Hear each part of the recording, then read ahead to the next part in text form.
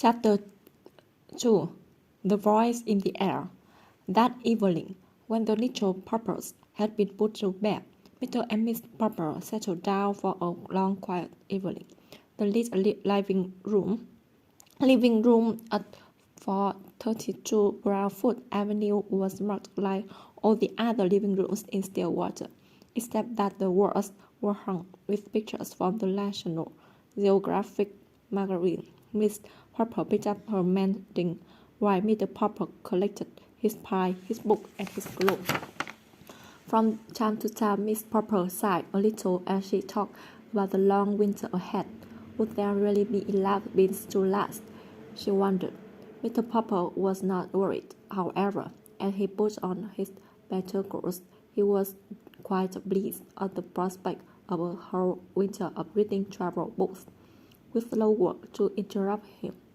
He set his little globe beside him and began to read. "What are you reading?" asked Miss Popper. "I am reading a book called Antarctic Adventures. It is very interesting. It tells all about the different people who have gone to the South Pole and what they have found there. Don't you ever get tired of reading about the South Pole?" "No, I don't. Of course, I would much rather go there than read about it. But reading is the next best thing. I think it must be very boring down there," said Miss Popper. "It sounds very dull and cold, with all that ice and snow." "Oh no," answered Mr. Popper. "You wouldn't think it was dull if you had gone with me to see the movies of the Drake expedition at the Beagle last year." "Well, I didn't, and I don't think any of us will have any money for movies now," answered Miss Popper, a little sharply. She was not at all a disagreeable woman, but she sometimes got rather cross when she was worried about money. "If you had gone, my love," went on Mr. Popper, "you would have seen how beautiful the Antarctic is, but I think the nicest part of all is the penguins. No wonder all the men on that expedition had such a good time playing with them. They are the funniest birds in the world. They don't fly like other birds. They walk erect like little men. When they get tired of walking, they just lie down on their stomachs and slide. It would be very nice to have one for a pet." "Pet?" said Miss Popper. "First is Bill wanting a dog, and then Jolly begging for a kitten. Now you and penguins. But I won't have any pets around.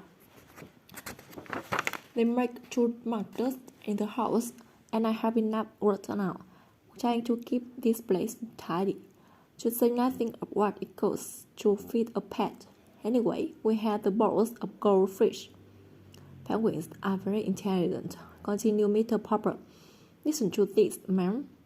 Mamma, it says here that when they want to catch some shrimps, they all crowd over to the edge of an ice bank, only they don't just jump in, because a sea leopard might be waiting to eat the penguins, so they crowd and push until they manage to shove one penguin up to see if it's safe. I mean, if he doesn't get eaten up, the rest of them know it's safe for them all to jump in." "Dear me," said Miss Popper in a shocked tone. "They sound to me like pretty heathen birds." "It's a queer thing," said Mr. Popper, "that all the polar bears live at the North Pole and all the penguins at the South Pole. I should think the penguins would like the North Pole, too, if they only knew how to get there." At 10 o'clock, Miss Popper yawned and let down her mending. "Well, you can go on reading about those heathen birds, but I am going to bed. Tomorrow is Thursday, September 30th, and I have to go to the first meeting of the Ladies' Aid and Missionary Society." "September 30th?"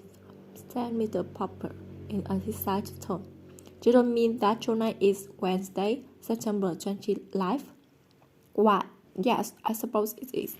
But what of it?" Mr. Popper put down his book of Antarctic Adventures and moved hastily to the radio. "What of it?" he repeated, pushing the switch. "Why, this is the night of the Drake Antarctic expedition is going to start broadcasting. There's nothing, said Miss Popper. Just a knot of men at the bottom of the world saying hello, ma'am. Murmur, hello, Papa, commanded Mr. Popper, laying his ear close to the radio. There was a burst, and then suddenly, from the South Pole, a faint voice floated out into the Popper living room. This is Admiral Drake speaking. Hello, ma'am. Hello, Papa. Hello, Mr. Popper. Gracious Ulysses, exclaimed Miss Popper. Did he say Papa or Popper? Hello, Mr. Popper, up there in Stillwater. Thanks for your nice letter about the pictures of our last expedition. What for an answer, but not by letter. Mr. Popper, what for a surprise? Signing off. You wrote to Admiral Drake? Yes, I did, Mr. Popper admitted. I wrote and told him how funny I thought the penguins were. Well, I never, said Miss Popper, very much impressed. Mr. Popper picked up his little globe and found the Antarctic. And to think he spoke to me all the way from there. And he even mentioned my name, Murmur. What do you suppose he means by a surprise?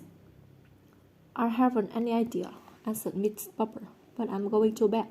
I don't want to be late for the Ladies' Aid and Missionary Society meeting tomorrow.